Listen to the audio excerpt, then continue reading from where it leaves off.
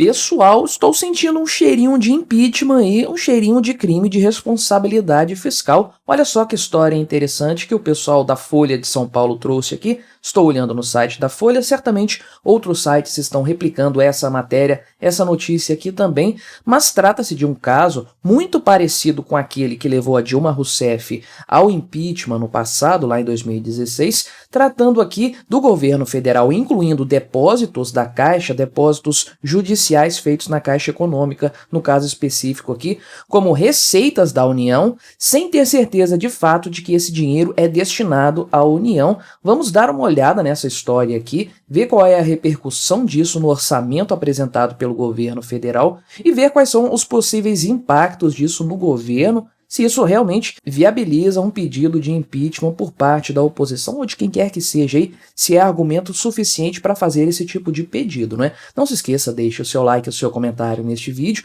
se inscreva no meu canal se você ainda não for inscrito. Se você quiser colaborar financeiramente aqui com este meu trabalho, você pode clicar no botão Valeu Demais aí embaixo, com valores esporádicos, você me ajuda bastante, pode ter certeza disso, né? Então, o que acontece? No orçamento apresentado pelo Ministério da Fazenda, você sabe, ele está em vias de ser votado lá no Congresso Nacional, tá tudo uma correria para fechar esses números. O governo federal fez previsões com base no orçamento lá no arcabouço fiscal, aliás, que sequer foi votado, nem se sabe se vai ser aprovado ou não. Tá uma bagunça, uma confusão total, mas no meio de todo esse transtorno, dessa confusão de números e tudo mais, foi descoberto aí que o Ministério da Fazenda colocou aí uma previsão de 12,6 bilhões de reais em receitas com depósitos judiciais na Caixa Econômica Federal. Certamente você sabe o que é um depósito judicial, um depósito em juízo, né? Geralmente é um dinheiro oriundo de alguma ação judicial que está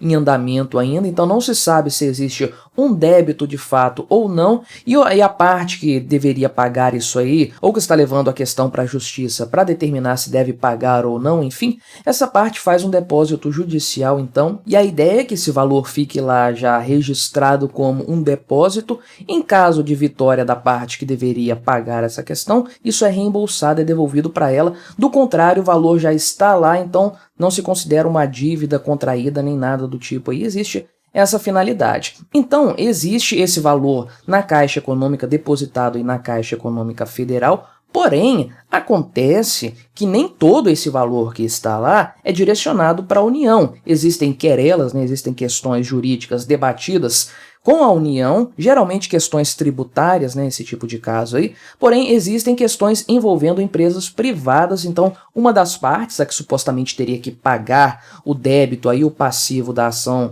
judicial movida, então essa empresa faz um depósito judicial, mas não é em favor da União porque é uma questão privada, então eles trazem aqui que o valor, de acordo com a publicação da própria Caixa Econômica, o valor de recursos parados na instituição com indícios de vinculação a ações envolvendo órgãos federais, ou seja, depósitos judiciais em favor da União, é de 9,5 bilhões de reais apenas. Então eles estão considerando aqui um valor muito maior para isso. Existem 6,4 bilhões de reais que estão lá também parados a título de depósitos judiciais, que não tem um CNPJ aí das partes informado pelo depositante. Então não dá para saber qual é a destinação desse valor, para quem que isso vai no final da história. Mas beleza, somando esses dois valores aqui, o que é incontroverso que vai para a União Federal mesmo, e os 6,4 bilhões que não tem qualquer tipo de vinculação clara aqui, isso dá mais do que 12 bilhões, né? Então como é que o governo chegou nesse valor aqui?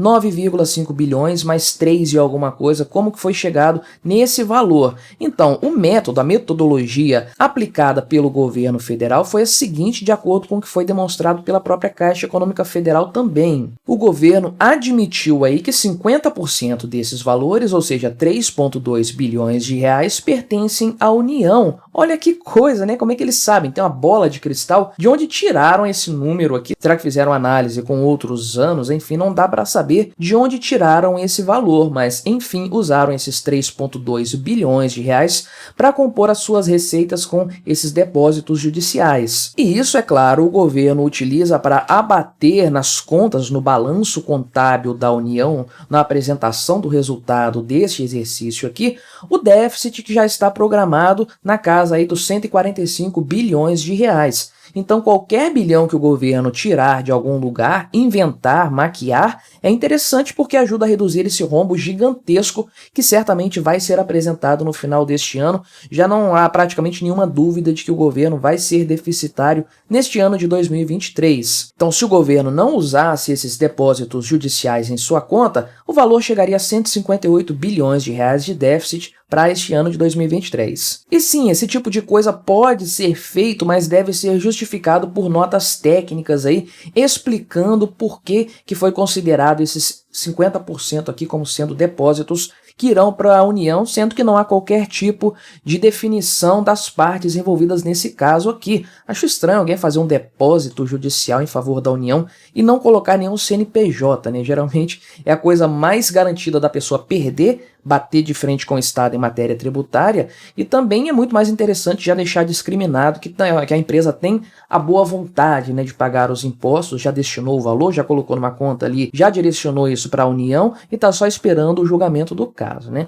Mas enfim, e é o que eu falei, né? A expectativa era de que o governo explicasse isso aí, por que esse valor de 50% é factível, seja com base em algum tipo de projeção, análises passadas e tudo mais. Ao que parece, não tem nada nesse sentido aí. Então não dá para saber exatamente do que se trata esse tipo de planejamento orçamentário aí do governo Lula, do Ministério da Fazenda e tudo mais. Não se sabe se esses valores são factíveis ou não, está uma coisa assim um pouco nebulosa. Isso é sempre um problema para o governo no final das contas, porque abre margem para questionamentos futuros desse caso, né? Bancos públicos são um prato cheio para o governo fazer toda aquela maquiagem contábil que ele precisa para entregar um orçamento dentro daquilo que está nas previsões fiscais para evitar incorrer em um crime de responsabilidade fiscal. A grande preocupação do governo é não atender ao orçamento que foi apresentado e aprovado pelo Congresso Nacional, porque isso sim, líquido e certo, acarreta impeachment do presidente da República. Então,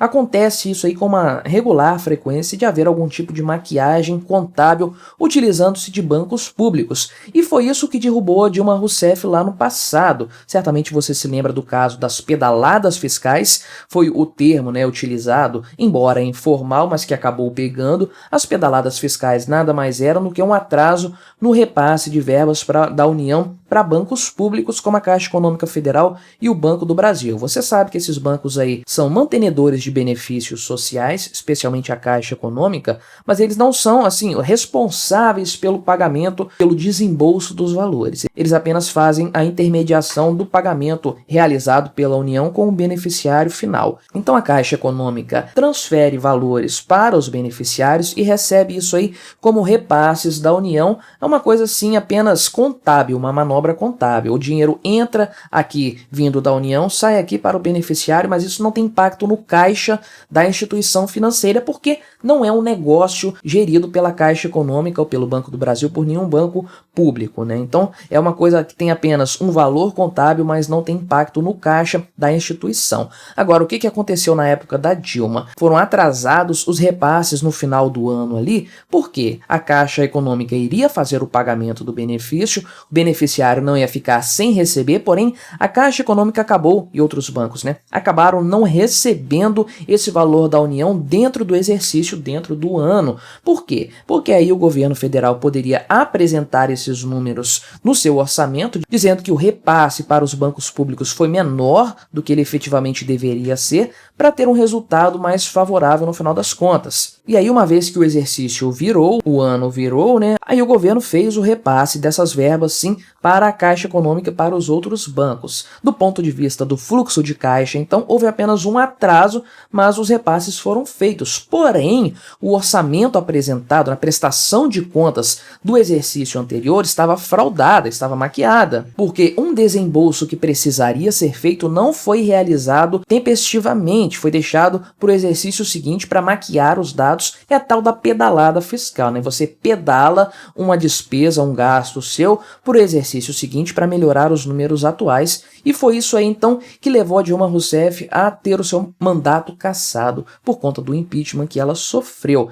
Então sim, sinto um cheirinho aqui de impeachment nessa história toda, um cheirinho de pedalada fiscal. Ainda é cedo para dizer, porque o que justifica o impeachment não é a materialidade, não é ter algo de fato que possa ser utilizado utilizado, acima de tudo, é a questão política. Enquanto o Lula ainda tiver algum grau de governabilidade, o impeachment está fora de cogitação. Porém, esse tipo de coisa aqui, de argumento, esse tipo de possibilidade para abertura de um processo de impeachment por responsabilidade fiscal, isso vai sendo acumulado ao longo dos meses, ao longo dos anos. Na medida em que o governo Lula vai fazendo esse tipo de traquinagem, isso vai dando aí ferramentas para que eventualmente, em algum momento no futuro, um pedido de impeachment seja colocado de fato na mesa, seja votado, tendo isso aqui como argumento. Argumento forte ou fraco não faz muita diferença, uma vez que o presidente da República tenha perdido a sua governabilidade, mas vamos aguardar cenas dos próximos episódios.